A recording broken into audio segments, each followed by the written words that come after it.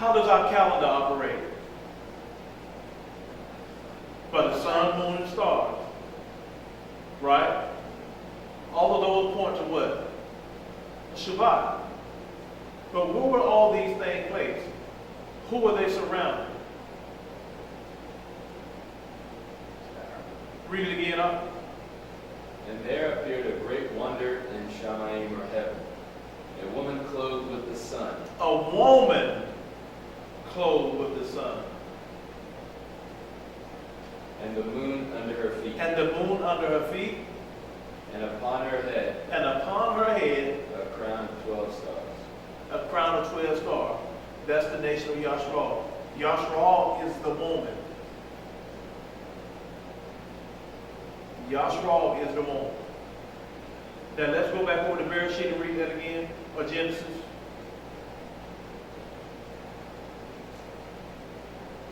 He said hatred would be between who? Between the Satan seed and the woman's seed. You know what it said? Hatred would be between Satan's seed and the woman's seed. That's why I just told you. The attack is always on the nation of Yashra'al. It's always on the nation of Yashra'al. It's a perpetual hatred towards the nation of Yashra'al. And Shaitan's number one goal is to rid the earth of the nation of Yashra'al. Every time you see, we came out of captivity the first time, when we were in captivity in Mizraim, what were the commands of the Pharaoh? When a woman or the Israelite women were on the birthing stool, the command was given to what? If it's a male child, kill it. But if it's a female child, let it live. The importance of killing the male child, if you kill the man, you cut the nation off. That's why the Hebrew scriptures are built off of the patriarch. The seed goes through the man. The nation lives through the man. That's why I tell people, an Israelite man can have a child by any woman of any nation. A child will always be Israel. But an Israelite woman giving birth to a child by anybody outside of Israel, the child is whatever that father is. There's no such thing as mixed children. Whatever the father is, that's what you are. And that's the importance you see when Mashiyach was born. What was the command? They didn't say kill all the children being born. It was the male child. But specifically the firstborn male. Why the firstborn? Because they know Mashiyach is what? The firstborn of Elohim. So it was very important that they made sure they got a specific son, a specific child, the firstborn. Because they knew he was to be what? The firstborn child. So you always see, whenever it comes to the nation of Yashra'al, they want to cut off that man or the male. Because you cut off the male, you end the seed. And you're no longer a nation. And that's why there's a lesson I'm going to do, because I keep hearing a lot of stuff pop up with this non-Messianic stuff, so I'm going to deal with that one more again, as they say. And you'll see how when the Most High put a curse on the seed of Jehoiakim, that a king should not come through the males of that lineage, how you read the book of Jeremiah and Isaiah then, when all the king's son and the noblemen, they all get killed. But you see Jeremiah do one thing specifically, and you'll always see them do what? They go and get the women. They preserve the women, to save the women, to get them out of harm's way. Why? Because Mashiyach would do what? He would always come through the lineage of Judah. But this time, since there was a curse placed upon the men of Judah, Now he's going to use what? The woman who's what? Of Yahuah. It's very important. So this is what we see here. So the woman we see is the nation of Yashra'al. Now the third thing is, it said the serpent will do what? He will bruise the heel of the woman's seed. He will bruise the heel of the woman's seed. And when did this happen? When did the serpent bruise the heel of the woman's seed? Would that be when Jacob and Esau? It's many, many years later.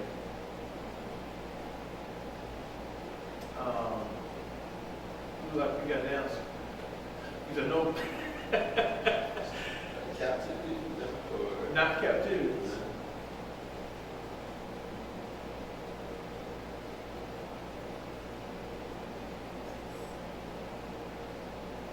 Y'all thinking too hard. What role did Mashiyach play? What did he have to do? Huh? He had to die. And what the church would call the crucifixion. That's when the woman, the serpent bruised the heel of the woman's seed. Okay. Fourth,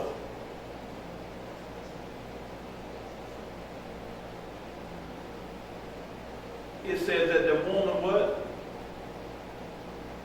Seed will what? Crush the head of the serpent.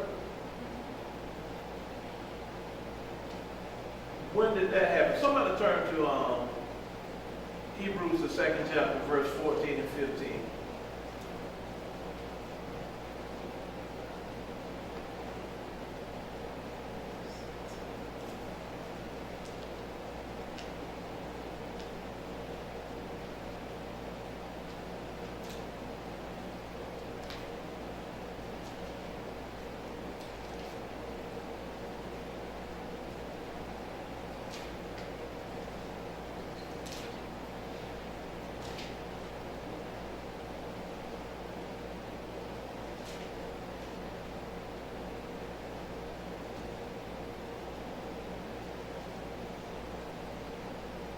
Say Hebrews 2:14. 14 and 15. Hebrews 2:14.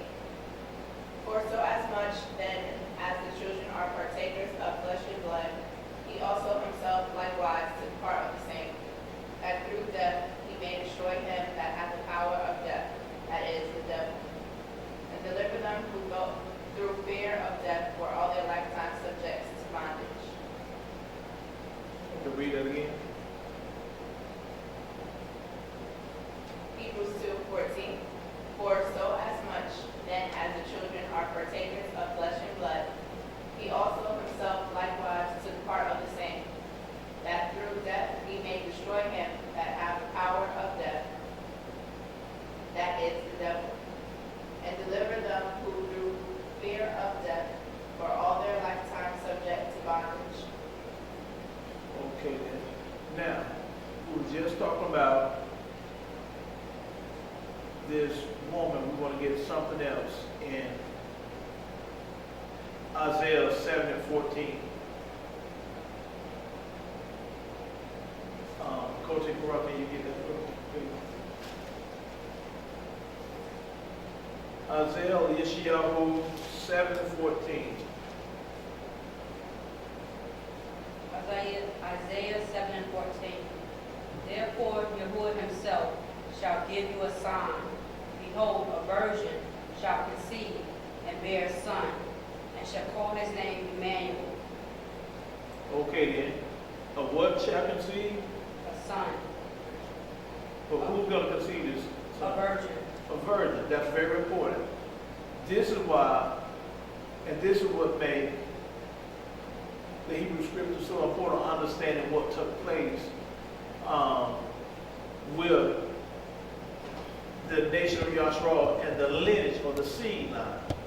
This is why the focus is on the seed of the woman.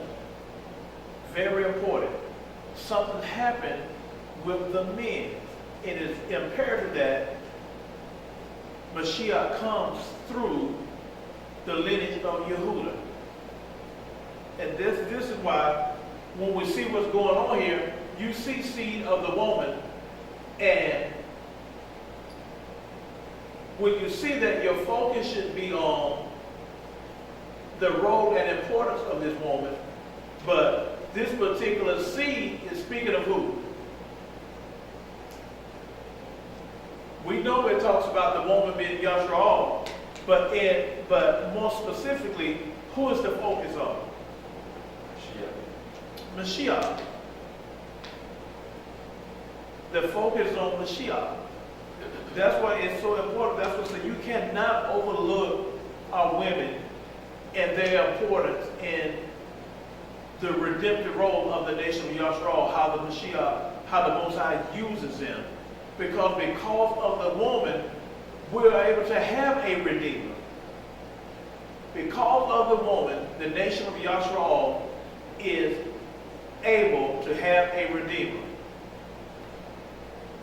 Because Mashiyach, the Most High, now has to go away from the patriarchs and establish something with who? The matriarch, to bring his plan into full fruition, or bring it into fruition. And the main point of the prophecy is that Mashiyach will be the seed of the woman. And we know that this goes against the norm that the Bible teaches. But like I said earlier, we know the genealogy goes to who? The man. That's why that whole story in Bereshit is so important. It's just imperative that we get an understanding of what's going on with man, the woman, and the serpent. Okay then, let's look at the woman. We've looked at this we looked at the serpent. Now let's look at the woman. Let's go to Bereshit, or Genesis 3:16. We're going to ask the Koti behind the Koti Cora. Frida, a Koti Frida. If you would, Genesis 3:16. Genesis 3:16. Unto the woman he said, I will greatly multiply thy sorrow and thy conception.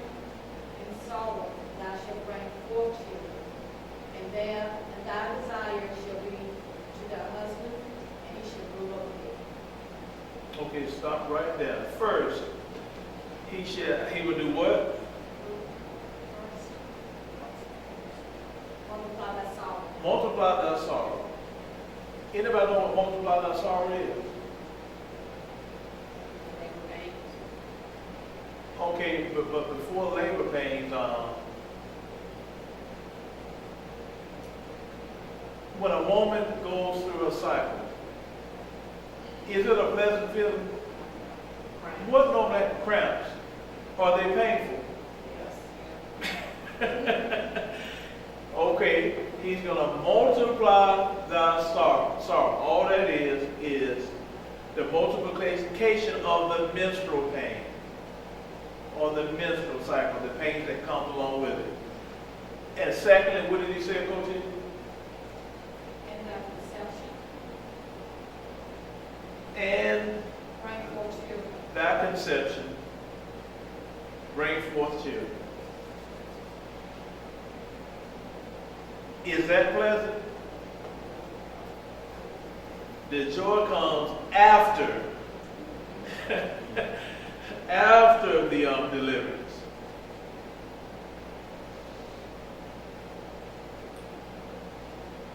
So the woman's menstrual period is what? It's accompanied with discomfort and pain. So second, the woman was to give birth in pain. But before the fall, she would have been what? Would have been able to conceive or have children without what? Without no pain.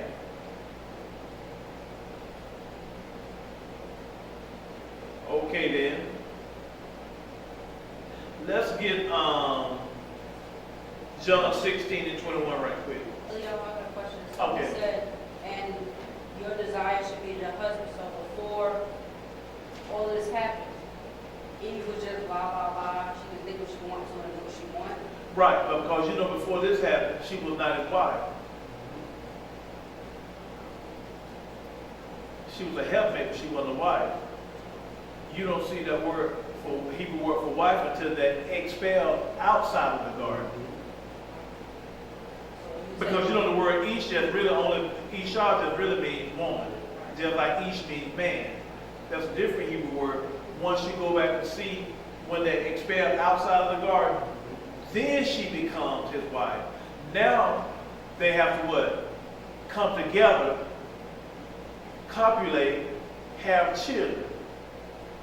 Now she's a wife. You know, copulation can take place in the garden. Is that making any sense? What does she help him do? Huh? As a helpmate, what does she do? Help? Right. So she was more like a partner. She right? was an equal partner in the garden. She was just an equal partner. And because- now that she does the wife role, it's now what my husband Right, said, because you know she was only given in the garden to be a helpmate and to keep him company. Right. Because what did the Most High do? He looked upon all of his creation and saw that everybody had a what? Every creature would have had a mate. So he decided to create one, or a mate, or a helpmate for who? Adam. She was never his wife in the garden. It wasn't until they were expelled out of the garden. Then they had to come together and they brought forth children. Copulation took place. She became his wife then. But once matter of fact, we'll go into that and you'll see that the Hebrew word for Isha changes once they are expelled out of the garden. Then you're going to see a Hebrew word that literally actually means wife. Okay, Yahuah John 16:21.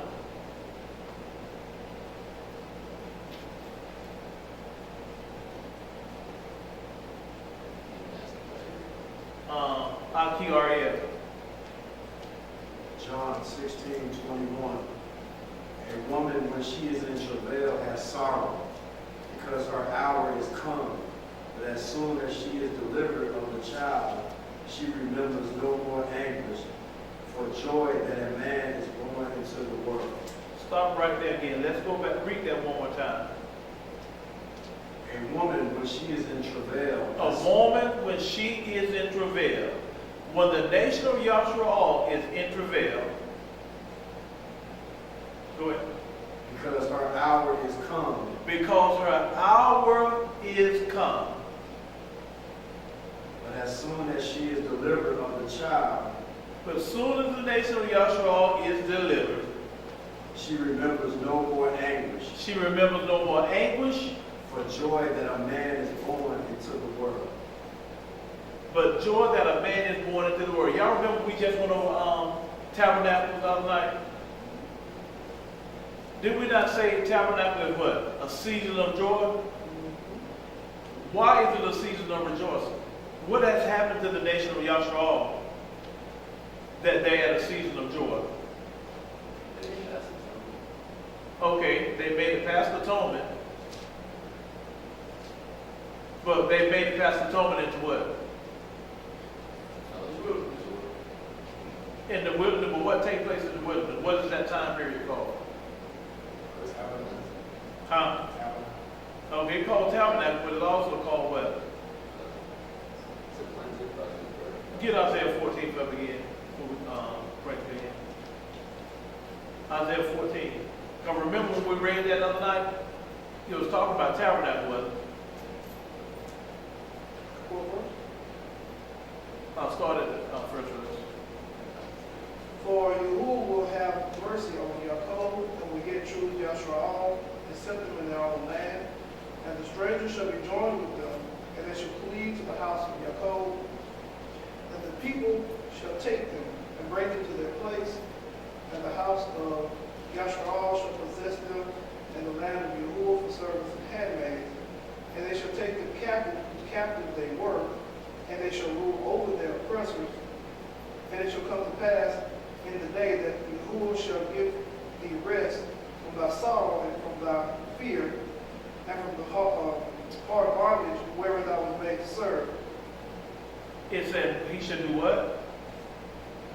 Give you rest. Give you rest. You said that's what you were thinking? Yeah. It's the wilderness or in the land? In the wilderness. But The where's he going? wilderness is all about purging and cleansing. When you get to Jerusalem, that's when you rest. Okay, read that again, that last verse. Verse 3. And it shall come to pass in the day that Yahuah shall give thee rest, and from thy fear, and From what? That fear. and from the hard bondage wherein thou was made to serve. And from what? The hard bondage that was made to serve.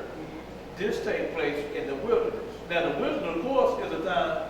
Go ahead. But it says in the first verse, it says, and set them in their own land. That's not the wilderness. Why you say that? Where's the wilderness at? The wilderness is not their land, though. That's the place they go to clean themselves up to get ready for the land. Well, the wilderness is a part of that land, though. I've never heard any explanation where you say that the wilderness is the land where you're going to rest. Jerusalem is the land. Well, Jerusalem is the land, but you're going to be purged in the wilderness. But you know, the wilderness. Where are we going as far as we going to the wilderness? Where are we going? Uh, I don't know where we're going. You're going to Acor, Okay, well, like, with the south of Israel, and you're going to Netanya. okay. Those are the two lands that he said we were supposed to return to. You walk right out of Acor into Israel, the valley of Acor. So the wilderness is going to be like a valley? Not necessarily. The wilderness will be a pleasant place for us, because it's in the wilderness where he's going to what? When did he tabernacle with the nation of Yashra'al when they came out of Israel? Y'all. Was it not in the wilderness or was it in the land? Before they built a physical tabernacle, what did they have? They had a tent. And that tent was with them where? Was it with them in the land or was it with them in the wilderness? It was in the wilderness. When we read the other night about tabernacle, what did he say he was going to do? He said he was going to what? Be a cloud by day, a pillar of fire by night. That's before they got into the land. A physical temple is built in the land. That makes sense. I don't know why. Shabbat shalom, everybody. We're gonna bring this to a close, and we're gonna pick up this lesson next week. Shabbat shalom, Shabbat shalom, Shabbat shalom. Shabbat shalom.